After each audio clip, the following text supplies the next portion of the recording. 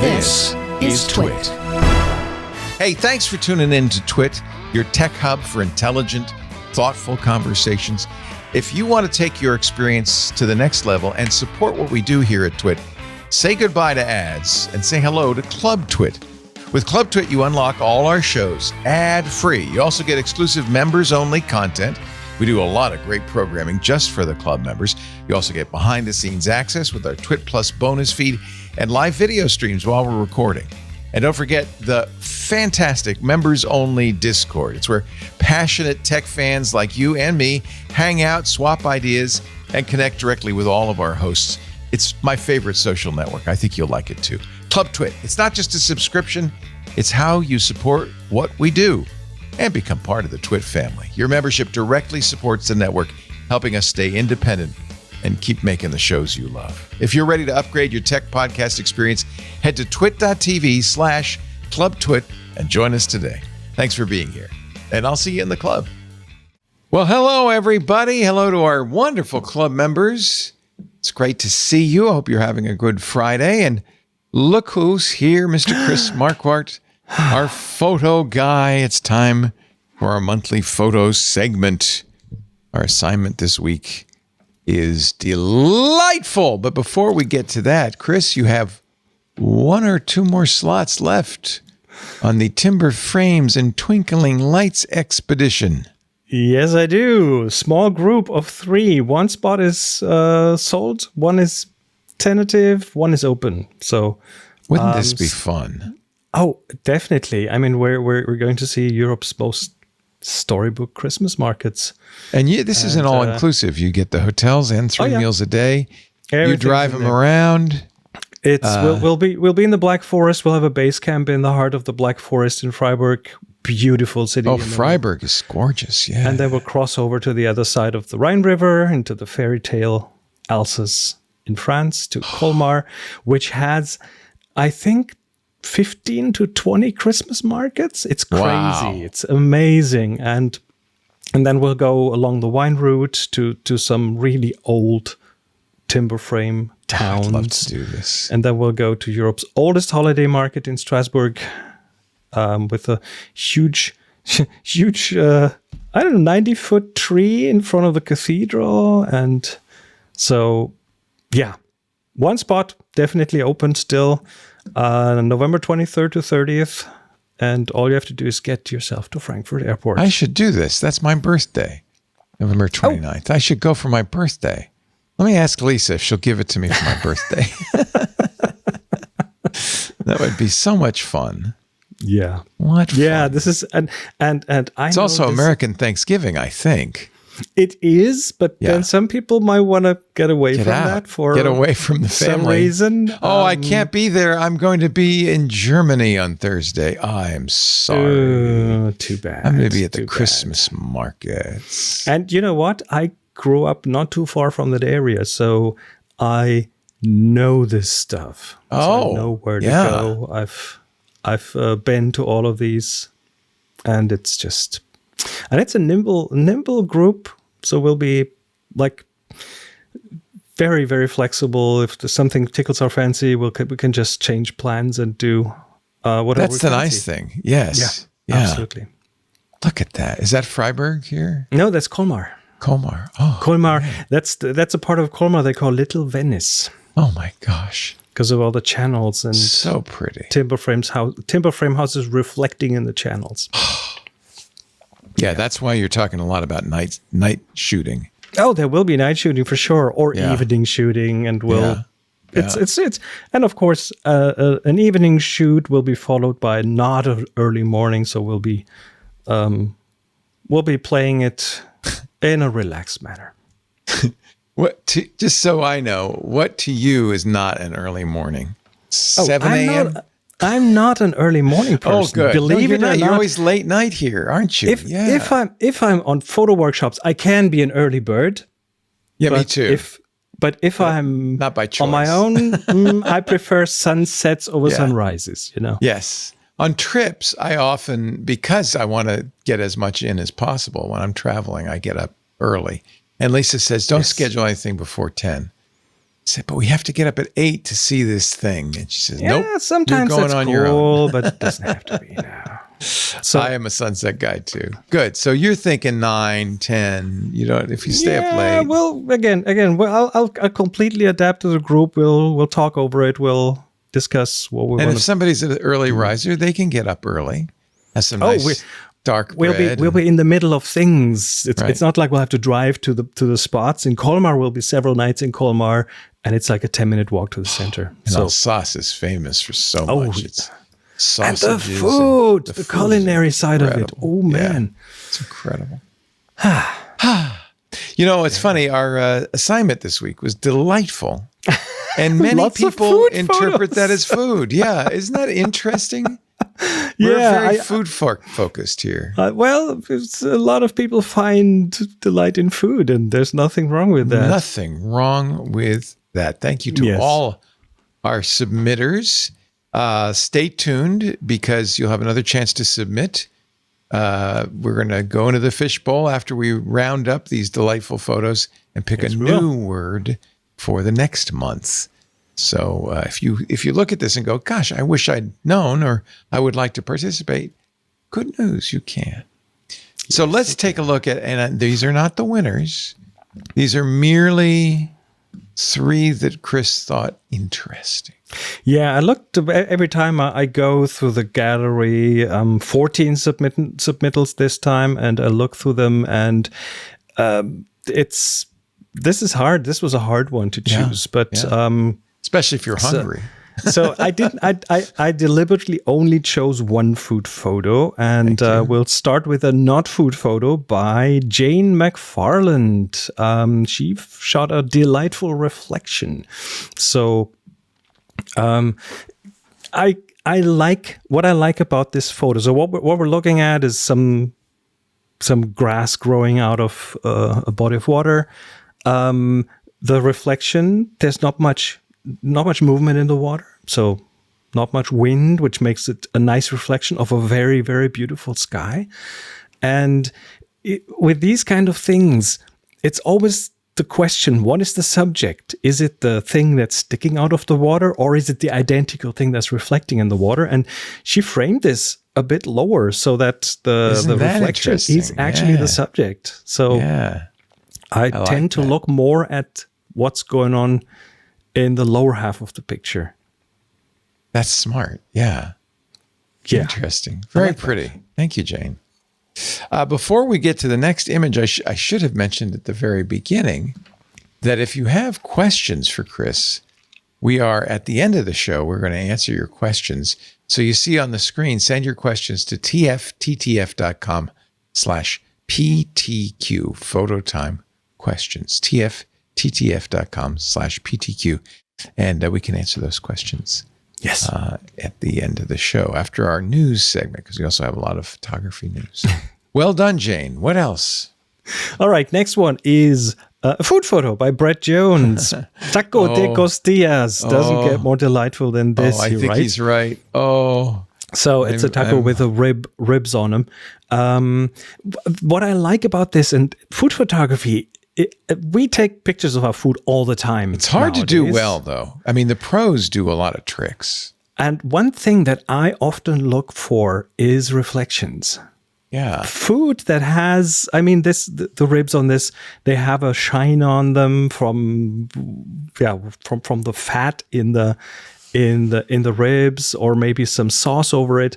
If you get food on your plate, look at reflections. Try to even like move around a bit to change your perspective and bring in some of those reflections from a light source that is behind a window or whatever it is, any light source pretty much. We've all become food come to life. Food photographers, thanks to social media and Instagram. Everybody's taking pictures of their food. And one thing I noticed, a lot of that food does not look very appetizing. It looks flat and lifeless. The colors are washed out. There's no reflections. And so it really is, if you want it to look appetizing, you really got to find a way to perk it up. It's like portraits, you know? If you shoot a portrait of someone, if there's no catch lights in the eyes, little reflections in the eyes, then something's missing. Now, Jammer B says he doesn't like bones in his tacos, but I think these, I'm not sure, but I think these look so tender that you could just squeeze the taco, the tortilla around it and slide the bone out. You give it a sharp look and the bones fall out. And you will have a miraculous bite of something very delicious. Delightful. Something delightful. Something delightful. All right. And then Gregory Chesney, often he gets a pick, even though I don't look at the names when I choose them. I just pick them by the thumbnails. And this is not food. This is, well, is it? Is it a dog in the front? It's hard to tell. Possible. So he played with the word light, delight. Oh, and delight. What we're seeing is the sun shining in through a window. It's backlit, so that it's coming at the camera. It makes a very bright spot, very yellow, warm light. You see the room in out of focus. Again, what's in front? Abstract. It's a very abstract photo, but isn't that beautiful with the sunshine, the beams of light, the volumetric light in there? I think a lot of his shots are like this. They're very. It makes a warm feeling in your tummy, right? Very emotional. Yeah. So that's I like this. It's a delightful photo. Very delightful. Gives you a delightful feeling. Thank you to all of our participants, especially to Gregory and to let me see. To Brett. Brett, that's right. And to Jane. Thank you. There we go. And thanks to everybody else who submitted. Thanks to everybody else. I'm jealous of Ms. D's light breakfast in Paris. That was the one that made me think, gosh, I wish I were there right now. Right now. Oh, yum. Pain au chocolat. All right. So he's gone to the fishbowl, ladies and gentlemen. That was that rattling sound you heard. In the fishbowl, hundreds of slips, tiny slips of paper containing magical words. One of those words will be your assignment for the next month. And the word is solid. Solid. Oh, that's quite a shift from delightful. Yes, it is. Solid.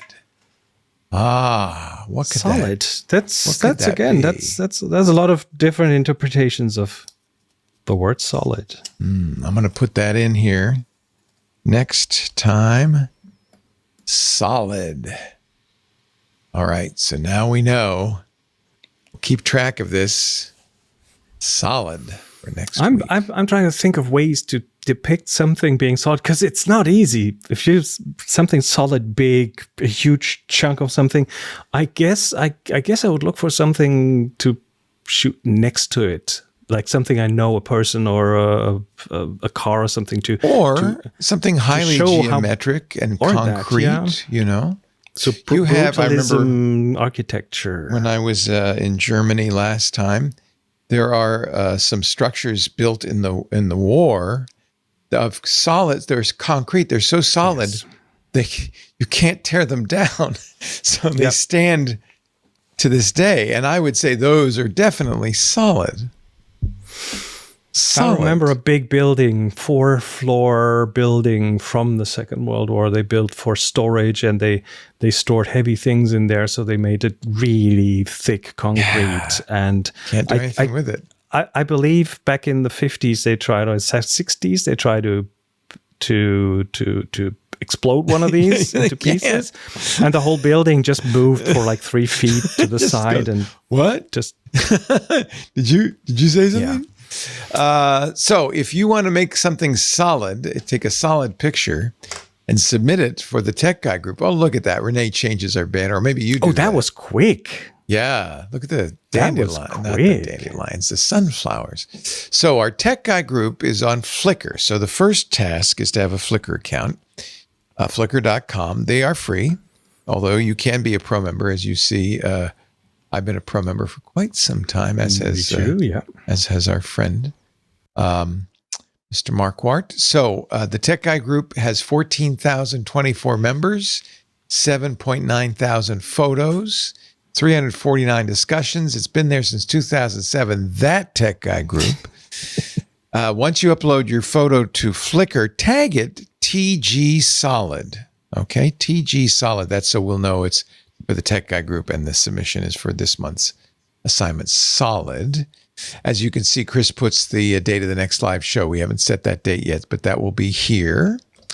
When you find a photo you really think illustrates the word, the concept, the idea solid, you'll want to submit it. So upload it to Flickr, tag it TG Solid, and then submit it to the Tech Guy group. You have to join the group first, then you can submit it. Renee Silverman, our fabulous moderator, our wonderful moderator, will say thank you for your submission and add it to the pool. By the way, if you scroll up in that paragraph at the top, there's a link to info and streams. If you want to watch the live stream that we do here, just click on info and streams and you'll find the links to this stream. Yeah.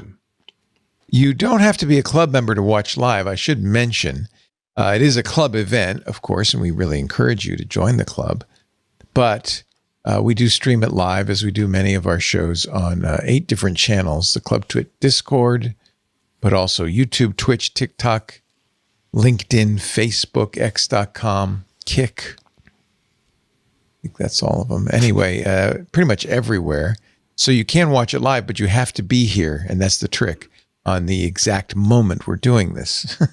and we'll tell you the date at the end of this hour. We will figure it out before we leave. And then, of course, if you're in the club, you have the opportunity to watch it at your leisure because it becomes part of the TWiT Plus feed. And I think, Anthony, correct me if I'm wrong, Anthony Nielsen, but don't we a month later put this out in public? Yep. So we put it on our main YouTube channel. Yeah. Yep. So it goes on the main YouTube channel. We hold it back for a month so the club members get first access. We're just trying to, since they're paying for this, give them a little advantage. Now, let's talk about photography news. I suggested something that you didn't initially have, maybe because there's not much to say about it, but caught my attention. Oh, it did too. It did catch my attention. Nikon ZR. The new, it's coming out of the Nikon and Red alliance. Nikon so they acquired Red. Red was very, very famous when they first started. Before anybody, they were doing 4K, 6K, 8K cameras before Blackmagic was. For very relatively low cost, the film industry went crazy. They were acquired by Nikon, and this is the first time Nikon's done anything with that acquisition. And it's interesting because it competes with an existing Nikon camera, the Z6, I think it's called. But the ZR is full frame, only 24 megapixels. It's not a super high-res camera because it's not really intended for stills. Doesn't need more for video, yes. In fact, it's very good at video. It will shoot Red's R3D RAW format, which is a very high-quality codec, also very large file size. Yeah, they codec. Have the NE version, which I think is a bit more compressed, but still, it's an amazing codec. I think that was one of the things that came out of Red early on, is their codec and their workflow to be able to work with these humongous files on a platform that is not really made for that. It shoots in I'm sure in log, but also what I thought was very interesting, supports 32-bit flow audio. So you could use it for very high quality audio recording as well as very high quality 6K 60 frame video recording up to. So it is, and it has a big monitor that swings out. Yeah, that's the thing. They thought about a lot of things with this camera, and the big monitor on the back. You see these video rigs with the mirrorless cameras, and you kind of always need this bigger external monitor on the top of it. This one can show you full HD in P3 color space, which is quite amazing. And then. What I really like about it is actually the form factor, because it is a camera that you can use for photography as well. Photography. It's pretty tiny. It's mirrorless, so it doesn't have a mechanical shutter, but it has an in-body stabilizer. So a 5-axis stabilizer, which is great for video. Even though I heard that it wants to fight you a bit if you pan, so you need to set it into sports mode to get sideways pans. But every professional tool has its quirks here and there. So that's something you can work around. Good dynamic range. It seems to be fairly light for what it can do. And on the photography side, it also seems to have pretty much the same features as their Z6. Is it the 6? Yeah. In fact, that's why it's kind of interesting. It seems to supersede something. Now, this is going to compete with the camera I use right now, which is the Sony FX30, which is a very good cinema camera. That's what I'm using here. And it also competes, I think, with Canon's cinema cameras, which are very popular among cinematographers and vloggers. One more thing that I find really interesting is it doesn't overheat, apparently, but it doesn't have no fans, ventilation built in. You see this with some of them, some of the others that have similar form factors, that they have this grating around where a fan blows air through.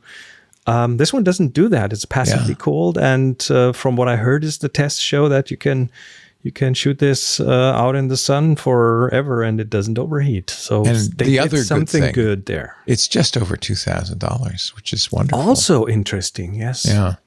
Of course, that's without a lens, and Nikon lenses are not cheap. But if you have Nikon glass, you like Nikon, this might be a very, very interesting choice for you. Look at the size of that.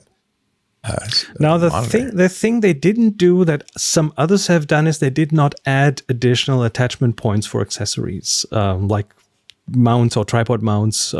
Some other video-centric cameras have additional mounts on the sides and on the top, so you can add an arm to hold a monitor or some other accessory, maybe a microphone or something.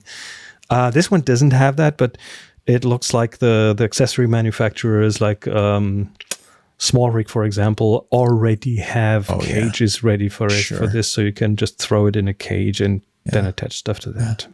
Very interesting. It's actually nice to see Nikon in the race now with Sony and Canon. Pretty cool. Yeah. Yeah. I was a Nikon shooter before I was a Canon shooter, before I was a Sony shooter, before I was a Leica shooter. By the way, because it's mirrorless, of course, there are adapters, and I can use my Leica lenses with it, but I'm not going to buy it because I don't. I have 3 FX30s. It's ridiculous. And I wonder for a stationary studio type camera. Yeah, no. I think it's overkill. This is for vloggers, for people who are out in the field, or movie makers, filmmakers. Yeah. What else is in the news? Oh, another camera came out. The world's most used camera, I guess. It's called the iPhone. How funny that you should call that a camera. It is, though, isn't it? Last time I heard, and that's years ago, I heard a number of how many people work on cameras, on the camera system at Apple. I think the number was 600. So it's a pretty big camera company. This is it's the biggest camera company in the world for sure, and they just announced the iPhone 17. It was went on an order in the U.S. anyway today, this morning at 5 a.m. my time. Lisa I did not order one. I'm sitting this one out. It's not my time to get a new one. I skip a year every other year. Yeah, it's really not my time either. But I kind of have to. Lisa and I set our alarms for 5 and promptly woke up at 6:30. But the good news on this is we were able to order it not for delivery on September 19th. It's first delivery date, but for pickup at the store the following day. So we're going to have a family adventure. We're both going to the Apple store on the 20th, and we will pick up our phones. She's getting it in black, so I, of course, had to get it in orange. Had no choice. This is going to be a super recognizable phone from far away. So what has changed with the cameras? And I'm coming from a 16 Pro, so I like it. It's amazing what this little thing can do. And one thing that that is making this a bit tempting is that their telephoto camera now also has 48 megapixels. All the lenses, all three of them are 48 megapixels. All the ones on the back are 48 megapixels. The main and the telephoto camera have optical image stabilization, as in moving sensors. The ultra wide only has a digital stabilizer because it's ultra wide and it really doesn't need that much. Telephoto camera uses this prism optics again, the periscope thing. Tetraprism. So they say optical quality zoom of 8X. I don't know. That's not really optical zoom, is it? I don't. So what's happening there? So they claim that you have at least 5 lenses in there. Yeah. The way they do this is that with the main camera and with the telephoto camera, they apply a crop. So out of the big sensor they crop. So the telephoto camera does 4x resolution or 4x zoom and 8x zoom, but the 8x zoom is cropped in, so you only get a 12 megapixel picture out of it. So this way they can claim that they give you more variety. It is pixel crop, so they are not interpolating anything. They're not doing any math. It's native pixels. It's not just native pixels, but it is a crop. It takes less out of the sensor.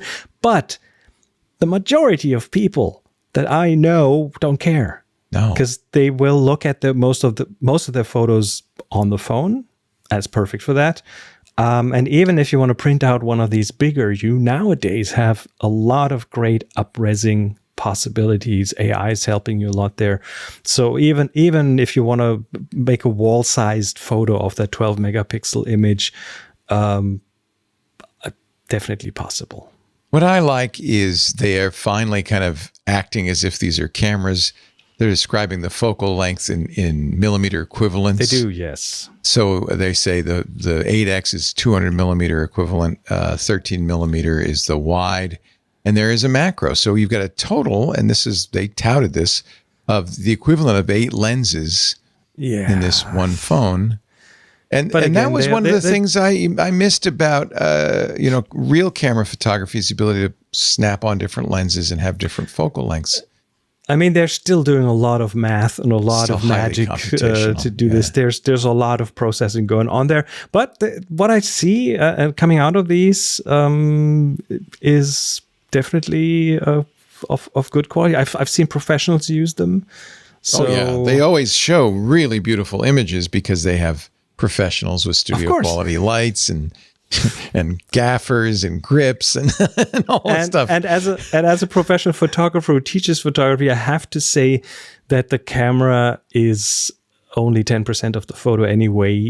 You as the photographer are the one who makes the choices, who decides the framing, who picks the timing and so on. And a lot of that is in your hands and not in the camera's hands. And as you've said many times, the camera you have is the most important camera. That's for sure, yeah. And that's the advantage of this. You have it all the time with you, right? Here's an interesting bit about the other camera in this, which is the selfie camera, which now comes with a square sensor. Yeah. Now, this is, I'm not sure who else does that, but a square sensor, 18 megapixels, which means they will, on the square sensor, they will crop it vertically or horizontally, so you don't have to rotate it to get a AI photo. So as soon as more people come in, it says, "Oh wait, got to widen out." Reframes and so on. That's amazing. So, we'll have to see how good it is, but now the only thing I'm interested in, of course, is because I also come from medium format, which is often square. It's a square sensor. Does it also allow the full square sensor readout without a crop? I haven't seen anything about this. But I'm counting on the Halide guys. Exactly what I was going to say. Yeah, to maybe open that up. If there's an API, which I bet there is, the Halide guys will write a camera app that'll use that. I think you know what? It's an acknowledgement by Apple that people use their selfie cam more than they use anything else. That is the primary camera, especially with young people nowadays. Yeah, so might as well make that better. I think that was one of the things that actually pushed me over the top. Between not just selfies, but FaceTime calls. I think that is a big improvement on that front-facing camera. Is perhaps, for me at least, it was worth upgrading from the 16 Pro. And we'll have to see what how good the processing is on this camera. Yes. Because the lighting I have here for the big camera, these phones tend to prefer more natural lighting, but that's what most people have anyway. They have also thrown in some video features for professionals, which I found at least worth mentioning. And one is Genlock, which is a professional synchronization between cameras, which on the one hand you want for multi-camera things to make editing easier, but there are two more applications where that I think it makes perfect sense for. And one is virtual production. You know, these volumes in a with backlit LED walls, because the camera timing. Oh, they sync to the down camera to the behind frame needs to be perfect. Yeah, that's a good point. Yeah. And if you want multiple of these to do a 3D capture, it's also important to sync them, not just frame by frame, but line by line. They have to be really, really well in sync. But you'll need an external box for that. It's not built in. Yeah. It needs. Fortunately, Blackmagic announced one for $300. Of course they did. And then the other all is the inputs and outputs and so forth. And then the other is 4K 120 frames per second Dolby Vision, which is a proprietary HDR format. But yeah, there we go. So iPhone 17 Pro. Again, I'm waiting this out. Let's see what the next one after that brings, because that's my turn again. Then it's pretty clear with the iPhone Air, the very, very thin one, that they are preparing for a folding phone next year. But with moving folding, all the electronics up to the penthouse. Yep. Mm-hmm. Yeah, but with folding, at least the way Samsung's done it, and I suspect Apple will have to do it this way, you don't get the cameras because the thinness is at a premium. So just as you've given up some of that camera quality on the iPhone Air, you're not going to. The best cameras will still be, I think, in the Pro versions, not the folding. Probably. Versions. Yeah. Oh, and Pro Max version, no difference. The same cameras, the same. Yeah, it's stuff just in screen there. size, right? Just a bigger screen and a bigger battery. Yeah. Oh yeah, big battery improvements too. So that's good. Yeah. I think between the two of them, they convinced me. But you know what? I was going to be convinced. I said, don't let me buy this. And no one could stop me. So yeah, the camera, the most popular camera in the world has been updated. And I will say it again. Everyone who buys that, do not expect to become a better photographer, because it's not the hardware. Your photos will. This is the biggest disappointment I've had over and over again over my entire career.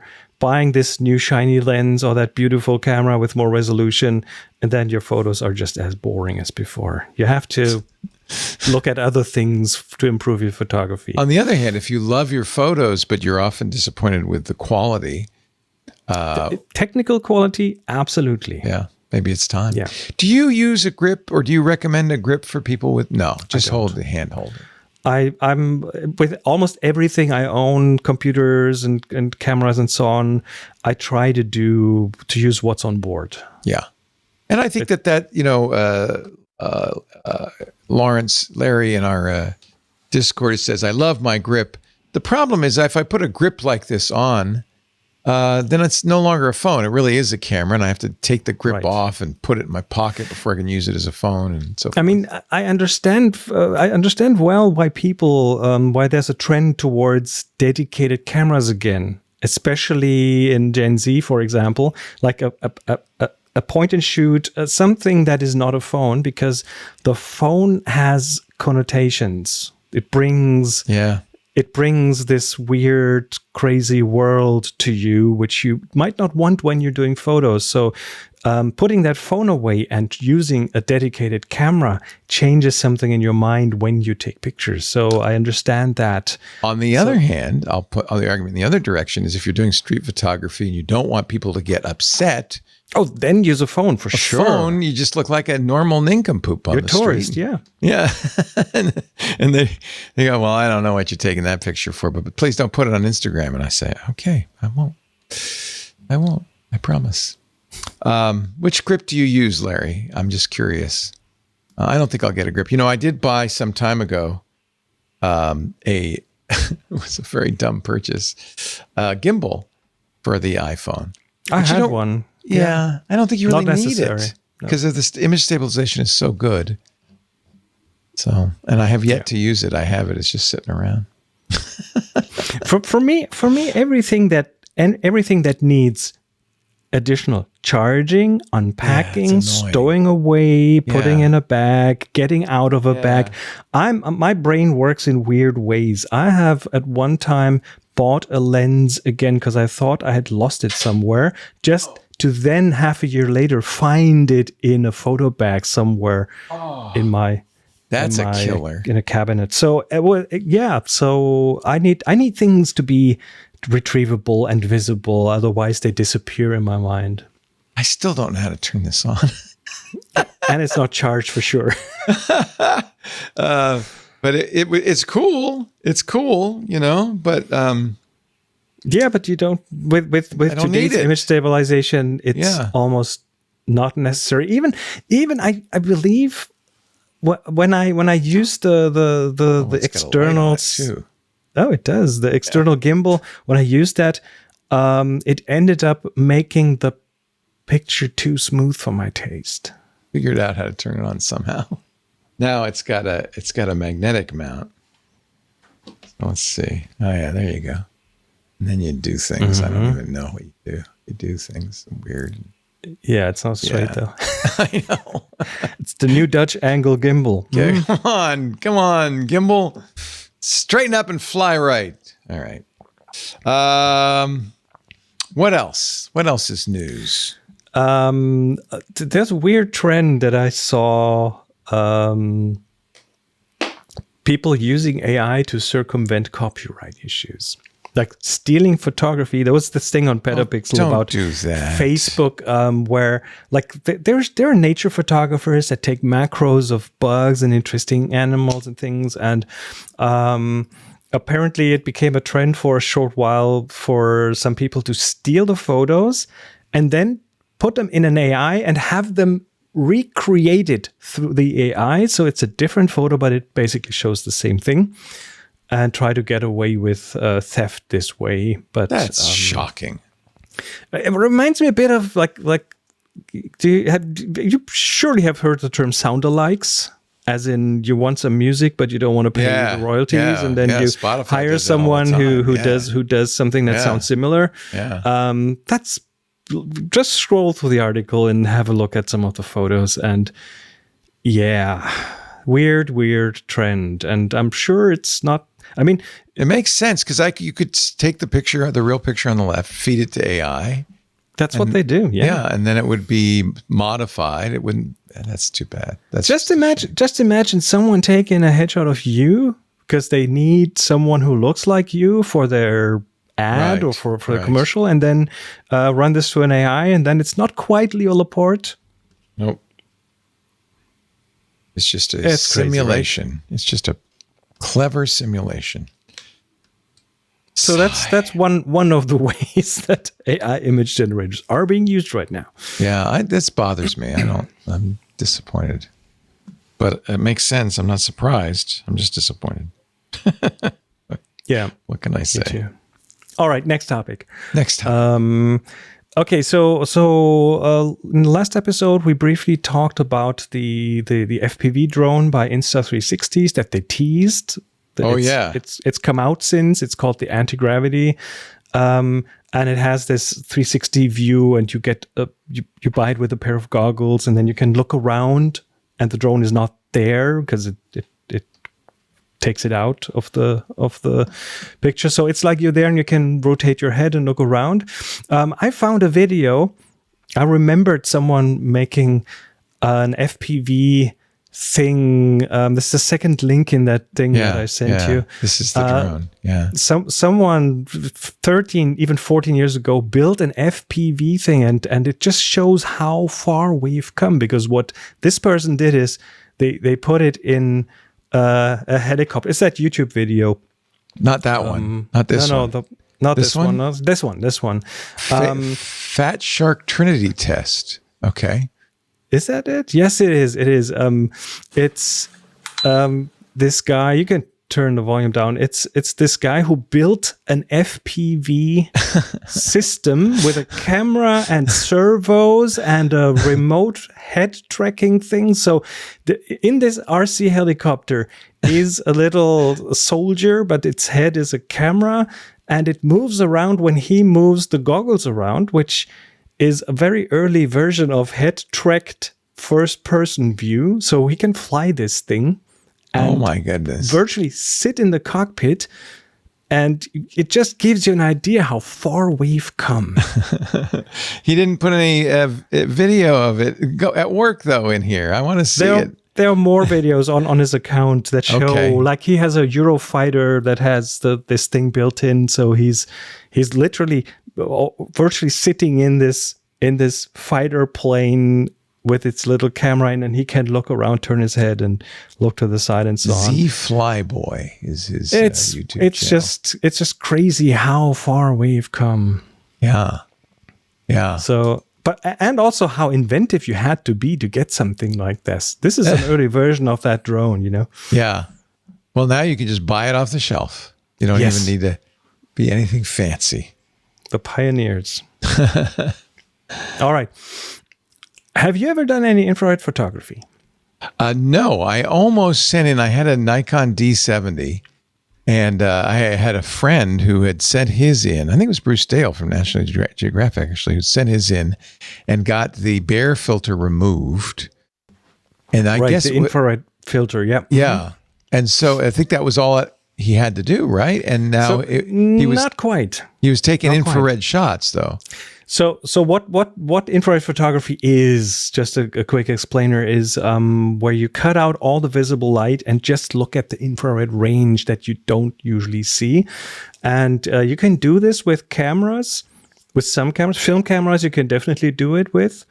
But digital cameras usually have an infrared filter in front of the sensor, so the infrared light doesn't get to the sensor. And there was this modding scene where you can send in a camera and have the infrared filter taken out and replaced with a glass the same thickness to keep everything kind of the same. But then you can put an infrared filter, a visible light filter. It's called an infrared filter, but it filters out visible light on the lens, and then this camera only sees infrared, and it makes very interesting look. Like green foliage looks white, and faces look eerie. We've seen that look in Dune 2. Used it.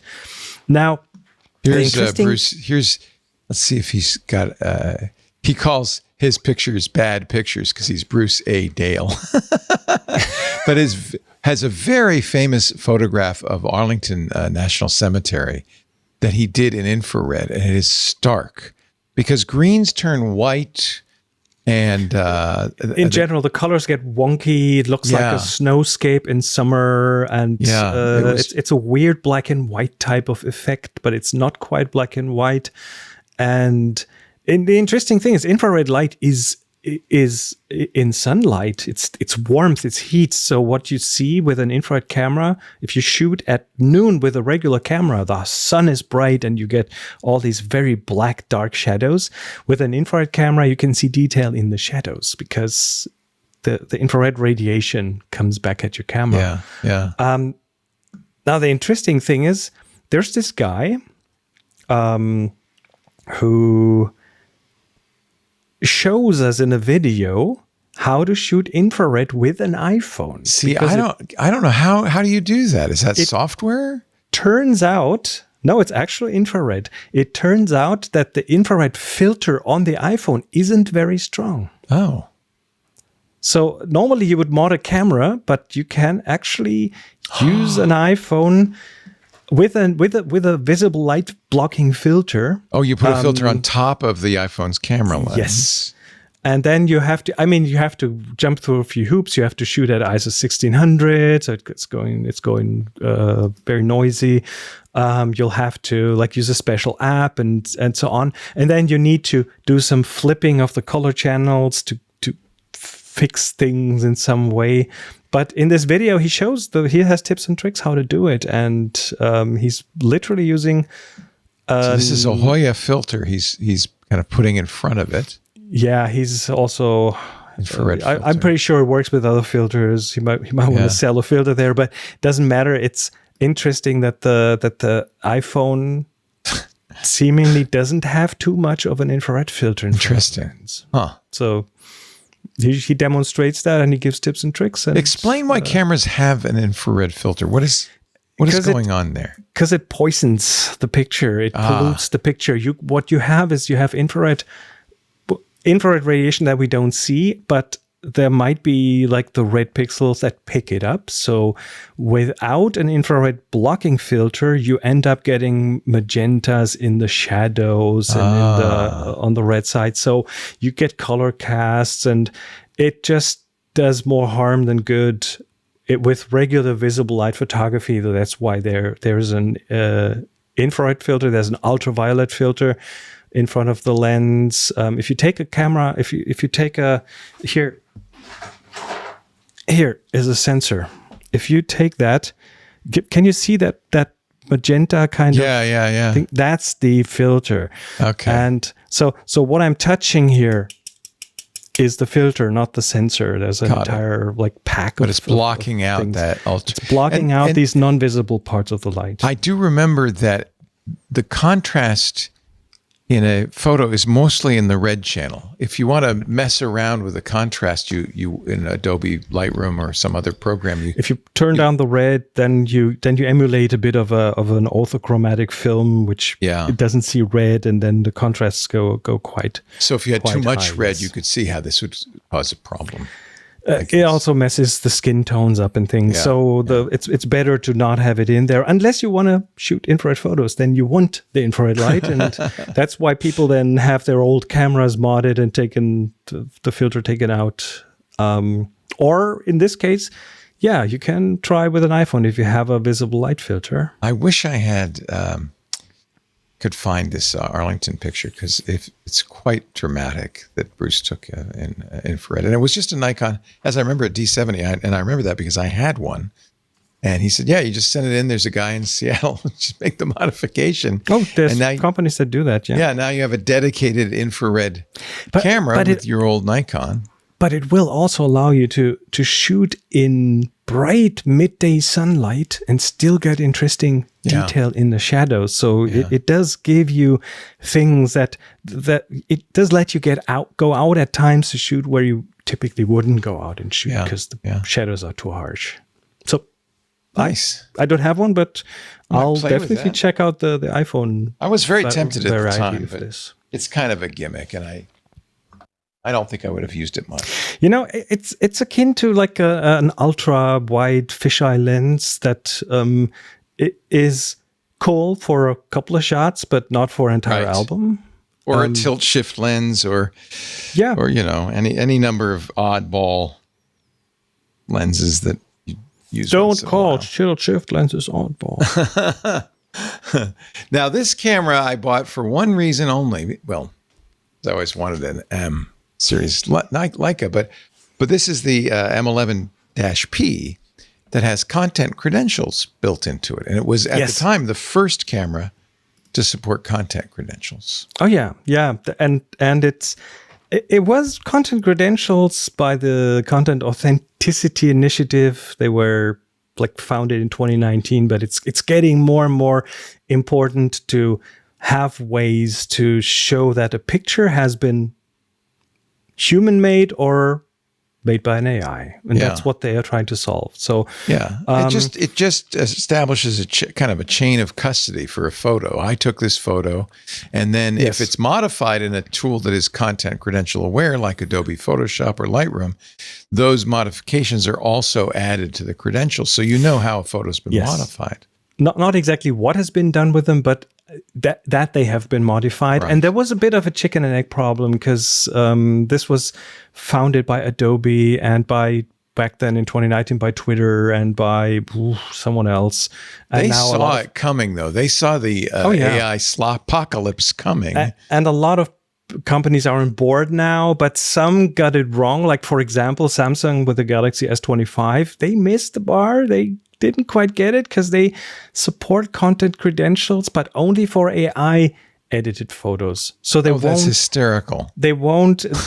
They won't mark a photo as human made. No. Only if you do something with AI, it'll get marked. But Google Pixel 10s now, they all mark all the photos with content credentials. Oh, that's good. I didn't know that. The new Pixel they have does added that in. Fantastic.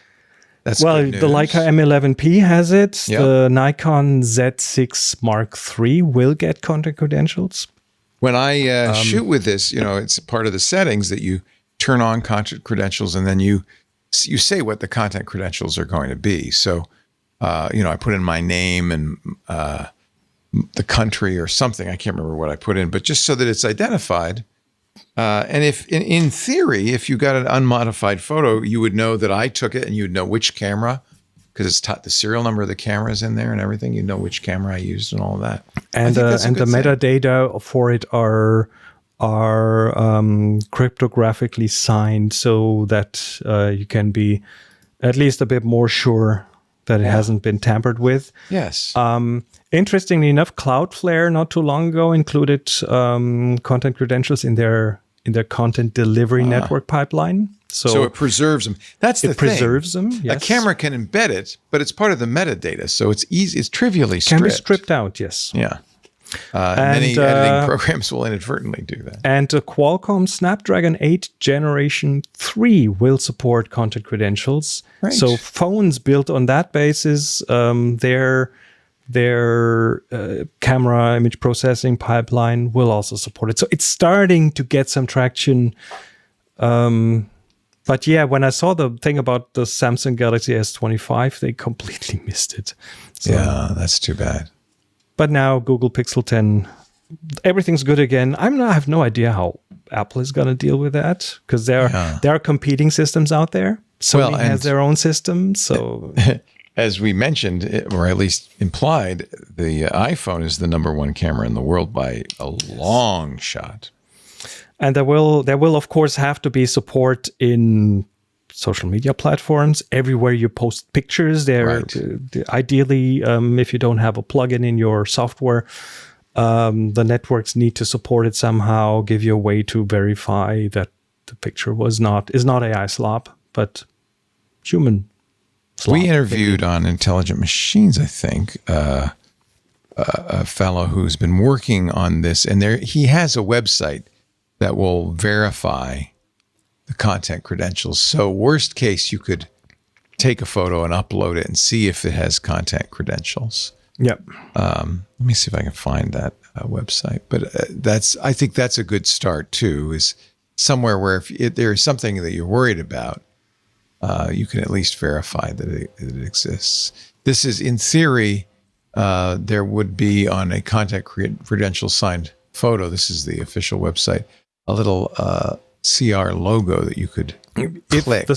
If the platform implements that, but it shouldn't be too hard. You can go on that platform on the content credentials website and upload photos to have them verified, which is of course cumbersome, but you want that built into your software. You want that built into the platforms and so on. Yeah, ideally you would. Yeah. Good. I hope this is coming. I think this is definitely driven by the rise of AI, of course. It's one of the reasons. And if you want your own photography to retain any value in the future, that might be a good idea to embrace this. Yeah. Film. You're one of your favorite subjects.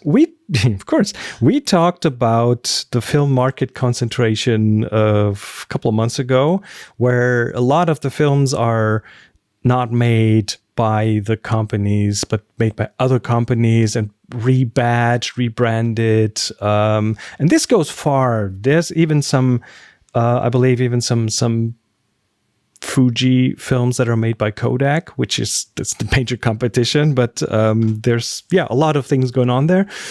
And the reason is because making new film is extremely hard. It's one of the most difficult products to do. You'll have to put thin layers, like micron thin layers, and not just one, but up to 20 different layers onto a plastic base, film base, in an ongoing process at the same time. It's very, very difficult to make. So a new company coming on the market and just creating a new production line, it's unlikely. So, which means there are only a handful of film manufacturers. And I linked to a video where the Petapixel guys do some research on the new Leica Monopan 50, which is a film that it's a black and white 35mm film, has nice contrasts, and is not even really expensive, even though it says Leica. And it's just interesting to see them do some detective work, because they have a hunch that it's an Adox film. Adox is a German filmmaker, and Leica being a German company, there's some reason to believe that it might be that German company. So they do some detective work. They look at different hints, as in the canister, the plastic canister it comes in. It looks very unusual, but it looks very, very like the Adox film canisters, just a different color or lid. The contrasts are very similar, even though that seems to be not identical, but that could be in their process. And last but not least, the film thickness. Film has, like, the plastic that the film is made of has a certain thickness, and the Adox films are thinner than other films, and they find the exact same thing with the Leica film. So there's some detective work going on, and it seems to be made by Adox, which is not a big surprise, I'd say. But is it cheaper if you buy it from Adox, or is it the same? I didn't check. I mean, that would be the only reason you might care. I mean, the Leica, I think it's $10 a roll, which is... So it's not expensive. Not super expensive. Yeah. The Adox might be in the ballpark. Right. Huh. Anyway, interesting little look behind the scenes. And this is how often it's found out which film is from where. I mean, some of them are they know that, but some are just guesswork, because of course the film manufacturers don't really love to talk about that their super fancy special film is actually a Kodak such and such. In some ways, I prefer to buy a film from a company that makes film as opposed to Leica, which is, I mean, they're a camera maker, but film seems like a different. But they have history, and they of course want to capitalize on that analog history as well. Yeah. Okay. Last but not least. Yes. An art project that I came across. And first I thought, oh, that's kind of silly. But then I read the article, and it's about Tristan Duke, who is an experimental photographer. He shoots with glacier ice lenses. Now, glacial ice is very clear. Not necessarily, but the thing is, and of course those lenses don't have the same quality. He got the idea from these that bartenders use these metal things that you squeeze around some ice, and then it shapes it into this clear ball to get the air bubbles out of it. So it's a clear ice. Yeah. So he saw that, and he had the idea he could make the same kind of contraption to make lenses out of ice. And then he built this tent, or he got this tent-size camera obscura. And then he's got 42 by 100-inch paper negatives that he exposes onto. It's all in all, it's like 200 pounds of equipment he's carrying around in the Arctic. And initially I thought, okay, that's another way to make pictures. The pictures look very, very pinhole-like, very... Of course. But then the interesting turn here is that it ends up being very symbolic, because it moves into the direction of climate change. And the reason he can do this project in the Arctic is that because of climate change, because these ice lenses can't be all frozen solid. They need to be slightly melting so that the front and back is clear. And he wasn't sure when he tried this the first time if the Arctic was going to be good for that. But it turns out the heat wave in the Arctic enables this project. So, well, yes. Also he says, or at least Petapixel says, that the ice melting is part of the effect. It's part of the effect. It makes it possible. If you have this solid, the front and back of the lens like kind of becomes not that transmissive for light. And now he works with the National Science Foundation Ice Core facility. That's where they keep these mile-long cores drilled out of glaciers, and uses some of that ice to make lenses. So it's even more symbolic. Interesting. And then he took those lenses to shoot wildfires in Colorado. Oh, fire and ice. So you're shooting Arctic ice lenses in Colorado. Wow. And it's just a wild project. And it's also, by the way, what I learned here, it's documented in history. Like thousands of years ago, ice lenses have been used to make fire. Oh, interesting. Just like a magnifying glass could be used to burn a hole in things. Yeah. And now he's continued that project. I mean, he has the support of the scientific community, and I'm pretty sure they love that this is giving climate change some visibility from a different angle. And they're actually quite interesting, these photos. I like them a lot. Yeah. And he's look at now all the lenses. These are the ice cores now. Look at this. Wow. And he's now traveling with ice lenses in a cooler. And fun fact, you can take a cooler filled with ice on a plane in hand luggage. Because it's not liquid, it's solid. Frozen. It's solid. Oh, that's useful to know. I'm not sure I'll be doing that, but that's so you could freeze your water bottle and then let it melt over time, and you'd be. I think. I mean, that's what I read there. I mean, try it out. He has a book, Tristan Duke, Glacial Optics. You want to see the coffee table book of blurry photos. But, the story around this is just, when I read this, it went in my mind. It went from, oh, that's silly to, oh, wow. That is interesting. Much deeper than I thought it would be. Yeah. Lots of connotations there. Yeah. This also shows how a project develops.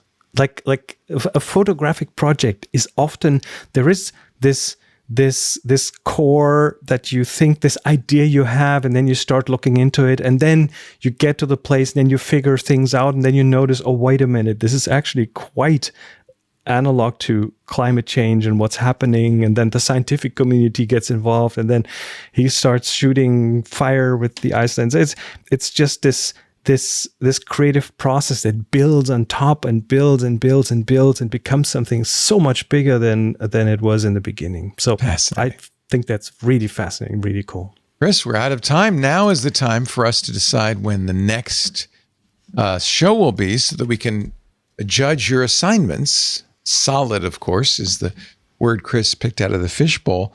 4 weeks from now is October 10th. That's a Friday. Do you like that? 1 p.m.?